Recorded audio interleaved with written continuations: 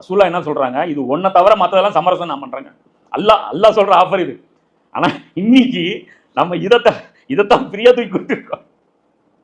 உயிரே போனாலும் ரசூலா தரமாட்டேன்னு சொன்ன ஒரு கண்டிஷனை, நிபந்தனையை ஃப்ரீ ஆஃப் த காஸ்ட்ல நாம இன்னைக்கு கொடுத்துட்டு அதை பத்தி சொரணையே இல்லாம அதை எதிர்த்து அதை நினைவூட்டக்கூடிய ஒரு பிரச்சாரத்தை யாராவது பண்ணா அதுக்கு எதிராக ப்ராபகண்டா பண்ணி என்ன அந்த பிரச்சாரத்தை முடக்கி போட்டு இந்த கடந்த 100-150 வருட கால வரலாறுல இதான் நடக்குது. அப்போ அந்த கண்டிஷன் இதுல என்ன இருக்கு பாருங்க. சுப்ஹானல்லாஹ், அல்லாஹ் சொல்றான், நபியே நீர் கூறும் வேதம் அருளப்பட்டவர்களே, எங்களுக்கும் உங்களுக்கும் இடையில் உள்ள பொதுவான ஒரு விஷயத்தின் பக்கம் பாருங்க. காமன் அக்ரிமெண்ட் ஒன்று போட்டுக்கலாம். இது இன்னைக்கும் இந்த காமன் அக்ரிமெண்ட் எல்லாம் கூப்பிடுறோம்.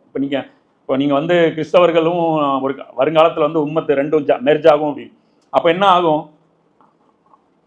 ஈசா நபி வர்ற வரைக்கும் இது பார்த்தீங்கன்னா சில ஒரு கண்டிஷன் பேஸில் தான் இருக்கும். ஆனால் இந்த ஒரு டேர்ம்ஸில் எல்லாரும் ஒன்றுபட முடியும், எல்லா ஜமாத்தும் ஒன்றுபட முடியும், எல்லா வேதம் கொடுக்கப்பட்டவர்களும் ஒன்றுபட முடியும். அதில் என்ன அந்த விஷயத்தின் பக்கம் வாருங்கள் அப்படின்னா, அல்லாஹ்வை தவிர யாருக்கும் நாம் அடிபணிய மாட்டோம், அவனோடு எதனையும் எவரையும் நாம் இணை வைக்க மாட்டோம், மேலும் நம்மில் எவரும் அல்லாஹ்வை தவிர வேறு யாரையும் ரப்பாக ஆக்கி கொள்ள கூடாது. வலா யத்தகிசு பாசுனா பாசன் அர்பாபன் மின் தூனில்லா. ரப்புகளாக நான் உன்னே ரப்பாக்க மாட்டேன், நீ என்னை ரப்பாக்க கூடாதுங்கிற.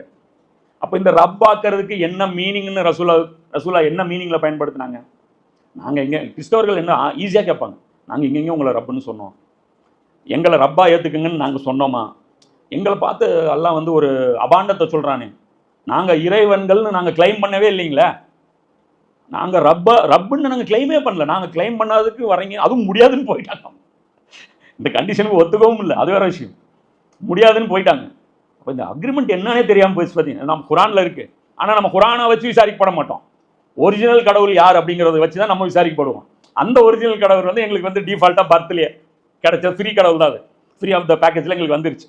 இப்போ நீங்கள் இதில் ஒரு பேக்கேஜ் இருக்குது பாருங்க, இதில் இந்த பிரசவத்துக்குன்னு ஒரு பேக்கேஜ் இருக்கு.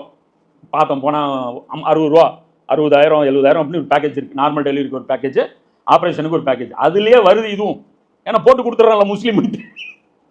ஆணு இந்த மாதிரி பிறந்திருக்கான், 3 கிலோ, இத்தனை மணி, இவனுடைய ரிலீஜன் முஸ்லீமு, முடிஞ்சிருக்க ஃப்ரீ ஆஃப் த காஸ்ட்டில் அந்த பேக்கேஜ்லேயே இன்க்ளூடட். ஆஸ்பத்திரியே கொடுத்துருது நமக்கு.